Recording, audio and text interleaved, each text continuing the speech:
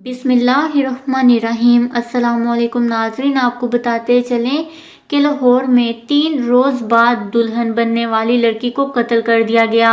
नामालूम अफराद ने लड़की को घर से वालिद के सामने अगवा किया, थोड़ा फैसले पर गोलियां मारकर कत्ल किया, जेवरात भी उतार लिए। जी हां नाज़रीन, तफसीलात के मुताबिक पंजाब के सबसे बड़े शहर लाहौर के इलाके गुलबर्ग में नामालूम अफराद ने जवान साला लड़की को फायरिंग करके कत्ल कर दिया।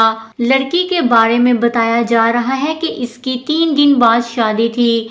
पुलिस जराये का कहना है कि हीरा के वालिद ने घर की बेल बजाई तो लड़की ने दरवाजा खोला। अचानक नामालूम अफराद जो कि मोटरसाइकिल पर सवार थे, उन्होंने लड़की को पकड़ लिया। वालिद ने मुजाहमत की तो हमला आवरों ने तशद्दुद का निशाना बनाया। मोटरसाइकिल सवार नामालूम अफराद लड़की को जबरदस्ती साथ ले गए और कुछ दूर जाकर इसे गोलियां मारकर कत्ल कर दिया। पुलिस के मुताबिक मुल्जिमान जाते हुए लड़की का जेवर भी उतार कर ले गए।